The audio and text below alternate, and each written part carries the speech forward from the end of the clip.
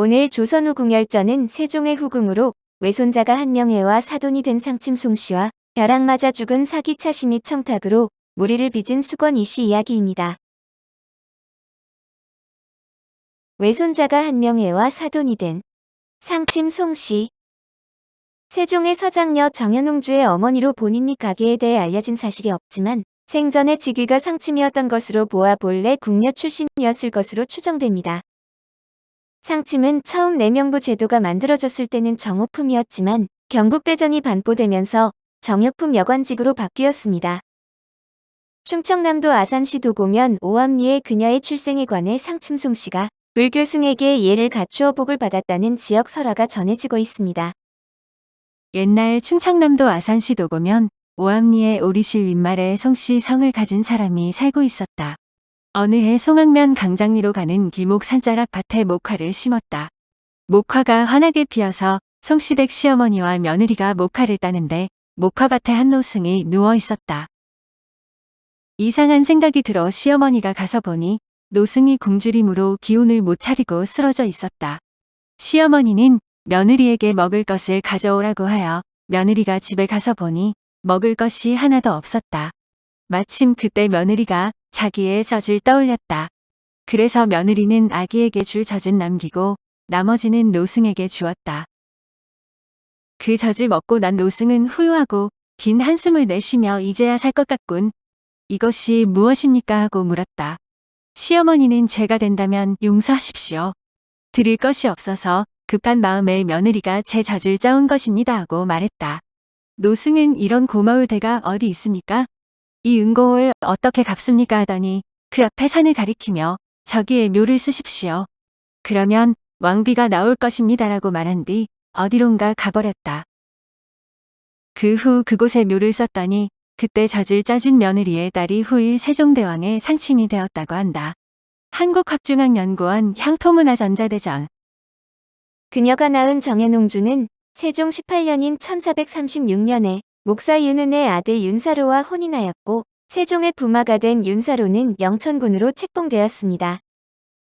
윤사로는 세조의 측근으로 그가 왕위에 오르는데 많은功을 세웠고 좌익공신의 명단에 올라 부귀영화를 누렸으며 그녀가 낳은 장남 윤반은 한명회의 처녀와 혼인하여 사돈관계가 됩니다. 한명회와 그의 정실 황녀 부부인 민씨 사이에서 일남 사녀가 태어났는데 장녀는 신숙주의 장남 신주의 처, 차녀는 정현웅주의 장남 윤반의 처, 3년은 장순왕후, 4년은 공예왕후가 되었습니다. 예종 1년인 1469년에 그녀가 온양온천에 목욕하러 행차하자 예종이 충청도 관찰사에게 쌀 15석을 지급한 일도 있었습니다. 벼락에 맞아 죽은 사기 차씨. 조선 초 내명부 정육품 사기의 품계에 있었던 것으로 보아 본래 궁녀 출신으로 추측되는데 사기는 궁중의 문서와 장부의 출납을 관리하는 일을 맡았으며 나중에 종육품 상기로 계칭되었습니다. 세종의 다른 후궁인 상침 송씨처럼 자식을 낳고도 품계가 크게 오르지 못한 경우에 속하는데 세종과의 사이에서는 일찍 죽은 옹주 하나만 생선을 했습니다. 세종실록 53권 세종 13년 7월 6일 무진 4번째 기사 1431년 명 선덕 6년 사기 차씨의 소생인 왕녀가 죽다. 왕녀가 죽었다. 나이가 2살인데 사기 차씨의 소생이다. 세종의 자녀는 모두 22명에 달하지만 왕자는 많았지만 왕녀는 4명에 불과했으며 소원왕후가 낳은 정녀는 정소공주와 정희공주 자매뿐이었습니다. 아들을 낳는 능력은 전적으로 남자의 사정 능력에 달려있다는데 남자가 사정의 힘이 강해 난자 근처까지 사정을 하면 아들이 될 가능성이 높다죠. 무튼 세종은 이 능력도 대왕급이었나 봅니다. 서녀까지 포함한다면 사기 차씨 소생의 2살 난 왕녀는 세종의 7째 딸이 되는데 이 딸은 1431년에 요절하였고 차씨는 더 이상 자식을 낳지 못한 것으로 보입니다. 1444년 경복궁 연생전에 벼락이 떨어져 차씨가 죽는 사건이 나는데 세종은 이를 재변으로 여겼으며 하늘이 내전에 벼락을 떨어뜨려 꾸짖는 뜻을 보이니 내가 매우 두렵다고 말했습니다. 세종실록 105권 세종 26년 7월 10일 정서 첫 번째 기사 1444년 명 정통 9년 연생전에 벼락이 떨어져 궁녀가 죽다. 기가 오고 우려하였다. 벼락이 연생전에 떨어져 사기 차씨가 죽었으며 연지동에서 한 여자가 벼락을 맞았고 창덕궁 옛 중추원에도 벼락이 떨어졌다. 임금이 우의정 신계 좌천성 하연 우천성 황모인 좌첨찬 건제 우첨찬 이숙지를 불러 이르기를 오늘 연생전에 벼락이 떨어져 궁녀가 벼락에 죽었으니 어찌 재변이 아니겠는가. 옛날 명나라의 홍무 때에는 근신전에 천둥하고 벼락이 떨어졌으며 영락 때에는 봉천 화계 근신의 세궁전에 벼락이 떨어져 화재가 나니 두 황제가 다 근신하여 몸을 닦고 반성하였으며 천하의 대사령을 내려 하늘에 꾸짖으며 부답하였다. 지금 하늘이 내전에 벼락을 떨어뜨려 꾸짖는 뜻을 보이니 내가 매우 두렵다. 사령을 내려 비상한 은혜를 베풀고자 하는데 어떻겠는가. 무릇 백성을 즐겁게 할 수 있는 일에 함께 의논하여 아뢰라.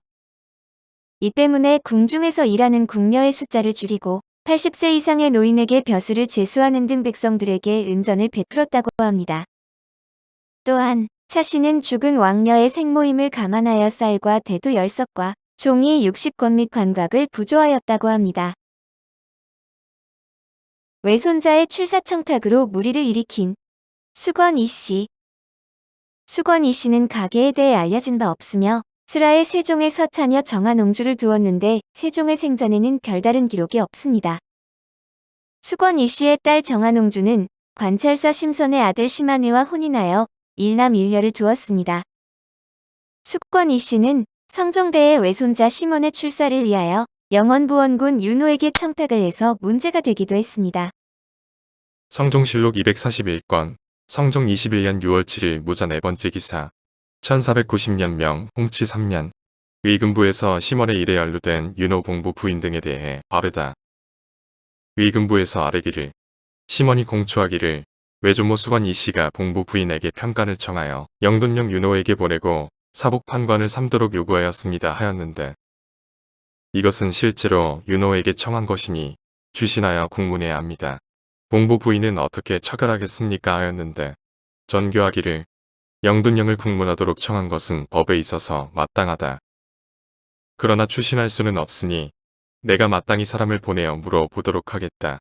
봉부 부인은 지금 걸내에 있으니 또한 물어보도록 말하겠다 하였다. 이어서 주서를 보내어 윤호에게 물어보도록 하였는데 윤호가 말하기를 반복해서 생각해 보아도 진실로 이러한 일이 없었습니다 하니 전교하기를 내가 봉부 부인에게 물어보니 평간을 영돈령에게 보낸 것은 사실이나 영돈령이 연로하여 잊어버린 것이다. 그래서 거듭 물어보도록 하였는데 윤호가 말하기를 거듭 생각해 보건대 신이 그 평간을 보기는 하였지만 답서는 하지 아니하였습니다 하였다. 영돈령이 기꺼이 답서하지 않았으니 진실로 죄가 없고 봉부 부인은 무지한 부인이며 또 사유를 지났으니 내버려 두는 것이 마땅하다. 심원은 시초로 조율하도록 하라 하였다. 오늘 조선 후궁열전은 세종의 후궁으로 외손자가 한명회와 사돈이 된 상침 송씨와 벼락 맞아 죽은 사기 차씨 및 청탁으로 무리를 빚은 수건 이씨 이야기였습니다.